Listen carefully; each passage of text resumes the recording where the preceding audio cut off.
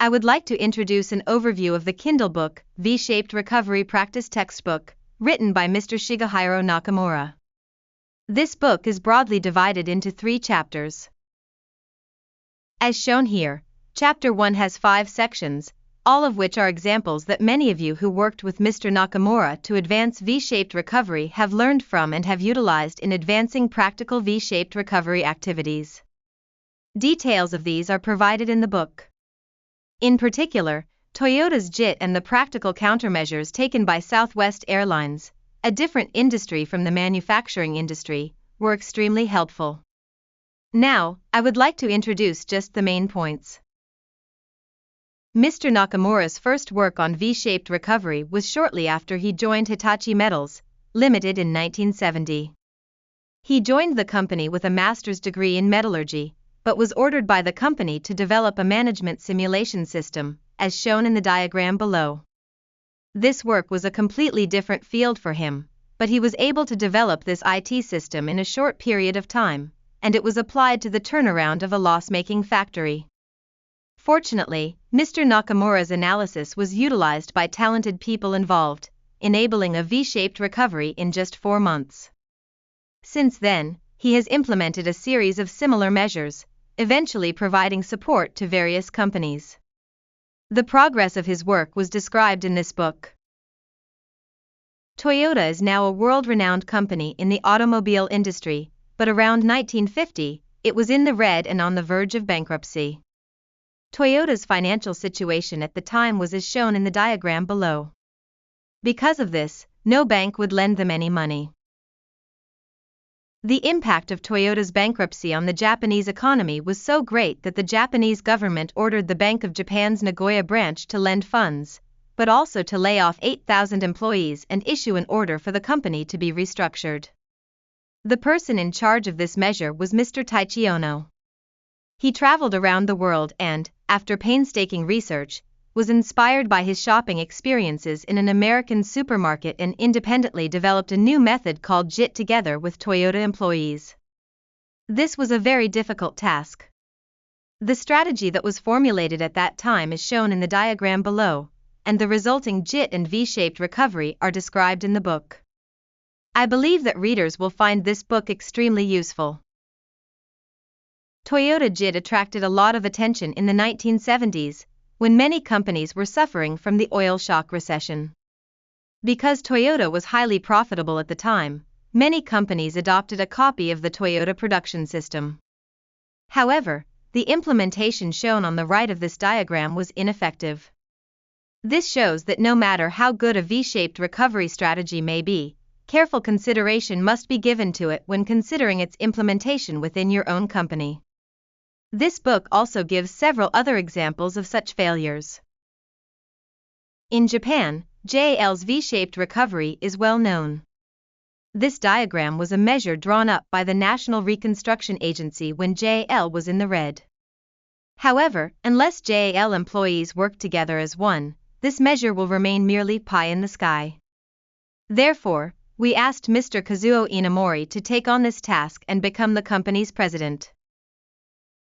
Mr. Inamori is not only the founder of Kyocera Corporation, but has also provided guidance to many small and medium-sized enterprises.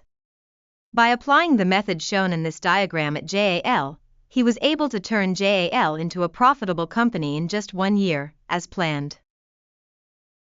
JAL is not the only company that can offer examples of V-shaped recovery efforts. Southwest Airlines, which has made low-cost airlines a reality, is also an example. The details of this are also detailed in the book, and I believe there are many points that readers who are interested in V-shaped recovery should definitely take note of. The key to a V-shaped recovery is to learn and put it into practice. This case, similar to the Southwest Airlines case mentioned above, was a somewhat unconventional project that Mr. Nakamura implemented while working at Hitachi Metals, Limited, but it was a case that brilliantly brought out the talents of everyone working at the company. In this chapter, we'll learn from fields completely different from those of ordinary companies. In 2025, the MLB Dodgers achieved the remarkable feat of winning the World Series for the 2nd consecutive year. This was a truly V-shaped recovery. Term 7 provides examples of the team development methods used by manager Hoshino, who led Japan's Hanshin Tigers to a V-shaped recovery as a baseball manager. Term 8 summarizes the activities of famous Japanese Sengoku samurai. This is how the Dodgers played their final game against the Blue Jays.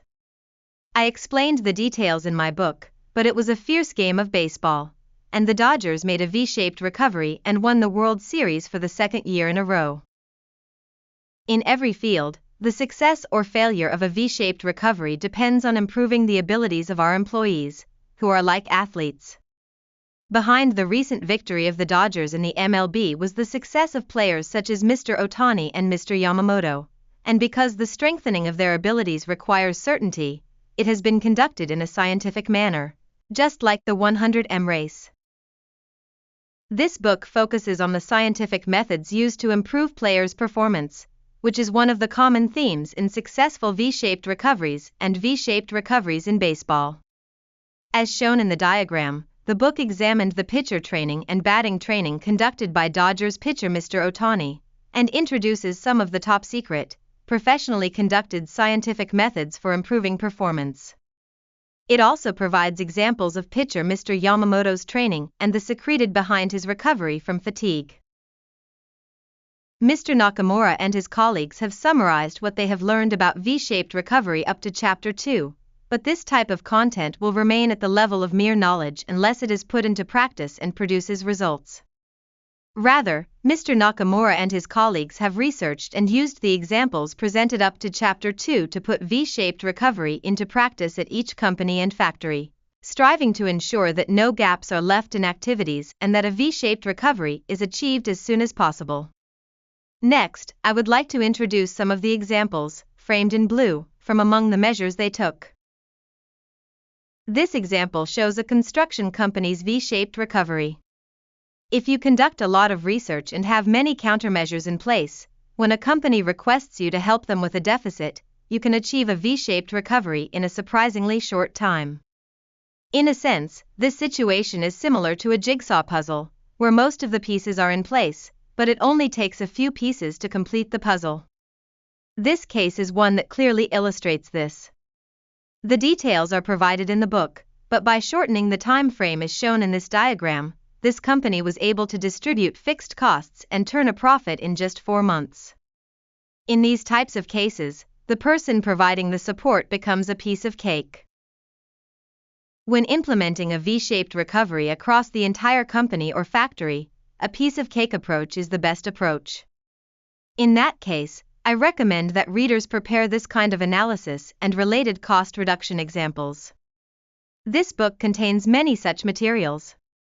Also, depending on the subject, the book provides free access to case studies on YouTube, so please take advantage of this. This is the income statement for Company R. This is a well-known company that manufactures food-related equipment and employs around 700 people. However, after expanding overseas, the company fell into the red, and Mr. Nakamura came to help them achieve a V-shaped recovery. In the case of Company R, it was necessary to implement measures to improve profitability and growth in the future using a top-down and bottom-up approach. As a full-time instructor at JMA, Mr. Nakamura was tasked with supporting systematic development measures using the methods shown in this diagram. In order to turn a company's V-shaped recovery into a concrete path to future growth, it is necessary to raise all issues, including hidden problems, and make innovative improvements with the participation of everyone, and to work together in a unified approach. Therefore, we used the steps outlined in this diagram. For more details, please refer to the book, but I would like to introduce to you the steps shown in the bottom right of the diagram, which visualize the measures for improvement with the participation of everyone. This photo shows the scene of people from each department creating diagrams using the SN card method, as shown in the image diagram in the lower right corner.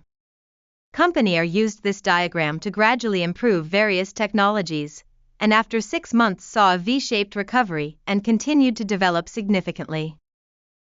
Thank you for watching this long program. I have explained the main points of this book to you so far. This book is a Kindle book, so Prime members can read it for free. I hope you will find this book useful.